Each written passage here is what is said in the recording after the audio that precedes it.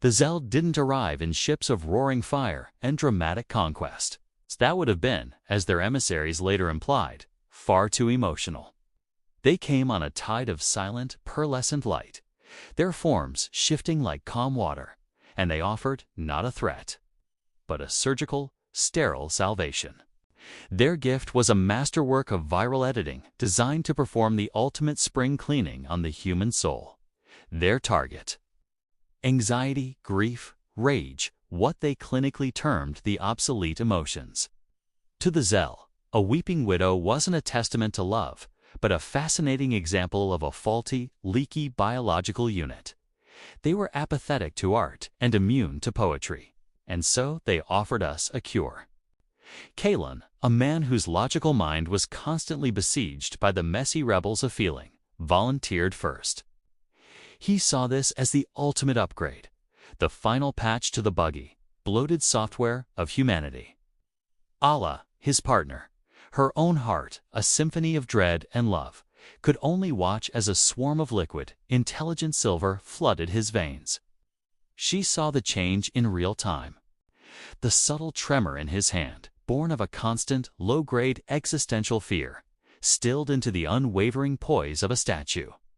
The lines on his face, each one a story of a past worry or a forgotten joy, softened not into youth, but into a terrifying blankness.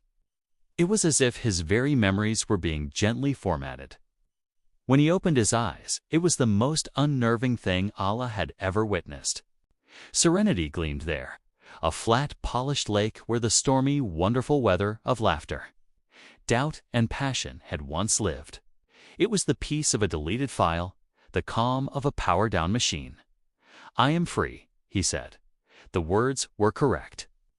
The syntax was perfect, but his voice carried the weight of a silence so profound it was louder than any scream. It was the sound of a violin with all its strings cut, acknowledging the concept of music without being able to produce it. Later, as the orange and purple fire of a breathtaking sunset bled across the sky, Ayla found him on the balcony. This had once been their ritual. He would pull her close, point out a particularly flamboyant cloud, and whisper something foolish and perfect in her ear.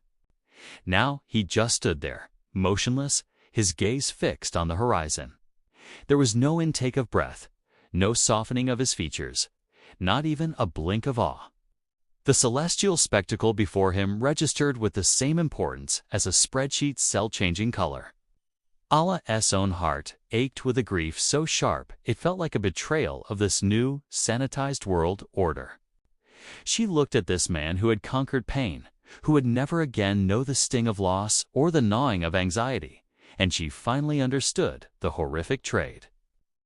This story isn't just about aliens and futuristic tech. It's a mirror reflecting our own desires to escape discomfort. We all want to avoid pain, to silence anxiety, to erase grief. But what do we lose in the process? The Zell believed they were fixing a flaw, but they were erasing the very code that makes us human. You can't have courage without fear.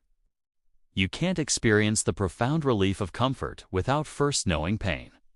You can't appreciate the light without understanding the dark. Our emotions are not bugs. They are features. They are the entire operating system. The sharp sting of loss is the echo of deep love. The knot of anxiety is the shadow of caring deeply about an outcome. The fire of anger is often the fuel for justice and change. To erase them is to erase the meaning behind them. Ayla reached out, her hand hovering near Kellen's impossibly calm arm, and whispered the words that held the entirety of the human condition. "You've conquered pain, but who will teach you joy?" The sunset, after all, requires the contrast of the dark to be beautiful. A song needs its pauses and its crescendos. Kalen had been given the punchline without the joke, the answer without the question. In his flawless, empty piece, he was poorer than the most miserable feeling soul who had ever lived.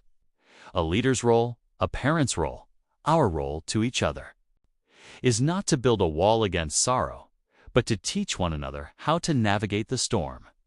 Because it is in those very depths that we learn to truly appreciate the sun.